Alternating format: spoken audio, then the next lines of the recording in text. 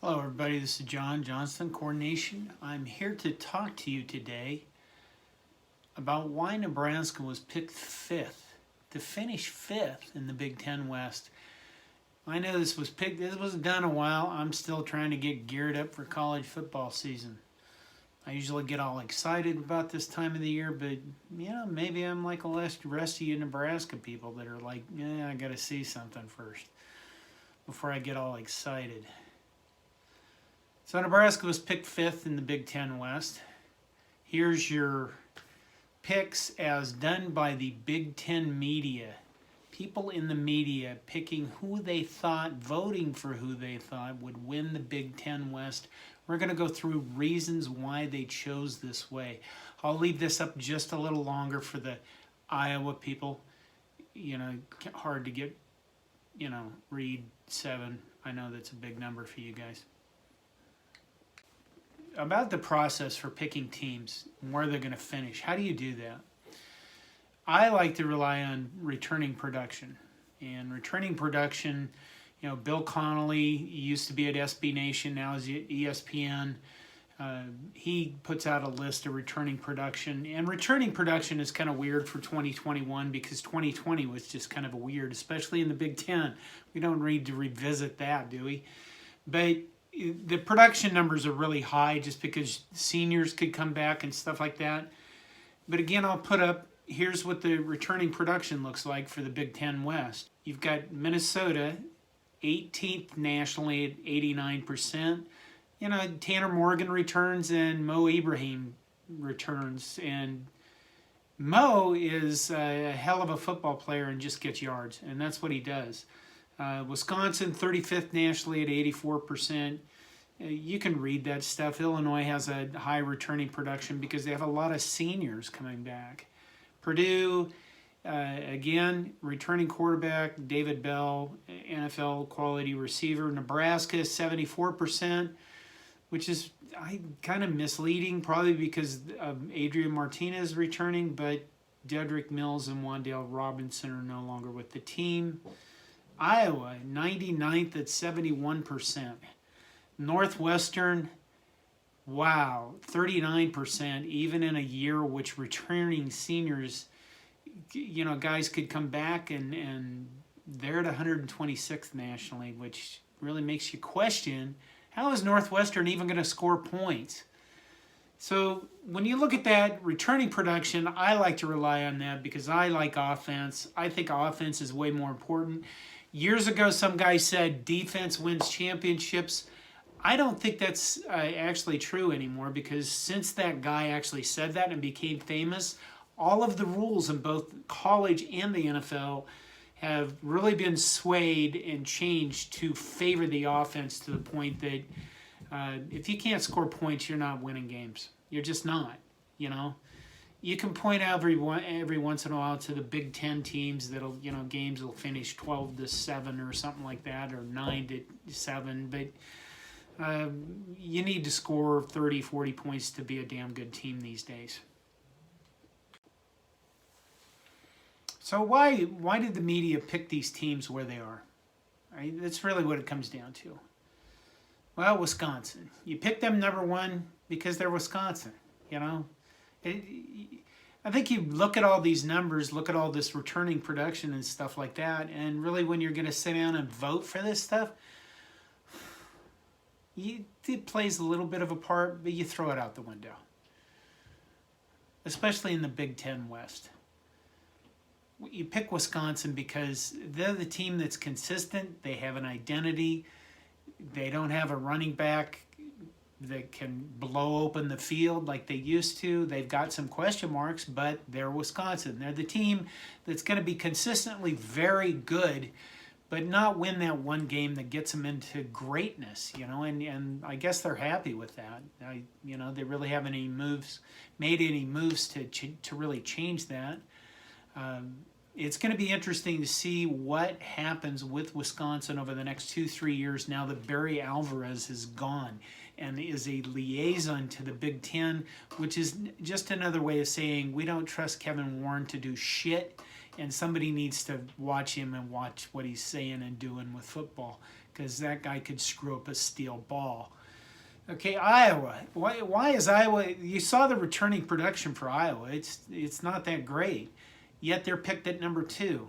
Well, why would you do that? Well, they had a good defense last year. It was like 6th nationally in scoring defense, I think. And, you pick them again because they're consistently average. They're not that good, and they're just not going to be crappy. They're always going to at least make a shitty bowl game. They don't dream big. And, you can't blame Iowans for not dreaming big. I mean, look at who settled their state. They stopped. They literally stopped. They never crossed the Missouri River. They looked and they said, Edna, this is good enough. I'm tired. What? Ben, there's gold out west. We could be rich. Yeah, but the soil's good, and I'm tired. I'm not motivated.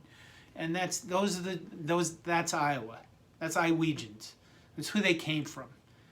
They're just good enough to just get part of the way to the west and just go, screw it, I'm done. That's who they're going to be. So you pick them up there because, well, let's face it, the rest of the Big Ten West, I mean, the entire Big Ten West, it's like dating crazy people. You don't know what you're going to get with any one of these teams except for maybe Wisconsin and Iowa, because they're usually going to win games, enough games to get to bowl games. Northwestern, why third without the ability to score points? You pick Northwestern third because they're probably have the best coaching staff in the nation. And I know that's kind of a bold thing to say, but I think if you put Pat Fitzgerald anywhere else on any other school, any other team, honestly, I think you would see that coaching staff just destroy everybody. And, he's better than any other human coach, which rules out Nick Saban because we all know that he's not human. You pick them because you're never going to pick Northwestern first because you don't trust nerds. And you're never going to pick them really low because Pat Fitzgerald is always going to coach his team to be better than they really are. Minnesota, well, you pick them there. You pick them fourth because you don't like P.J. Fleck. Because they didn't do that well last year. This year they have a lot of returning experience. They have Mo and Tanner Morgan, and I forget their receiver's name. That they can score, and most of all they can, with Mo there and the offensive line they can just trudge down the field and beat the shit out of you, and then hit the ball, hit that play action or hit the guy running down the field on a fly route, and they're going to score a lot of points. So you pick them there. You don't pick them too high because, they still haven't improved a lot. Nebraska, so why do you pick them fifth? Well, I think it's pretty obvious, honestly.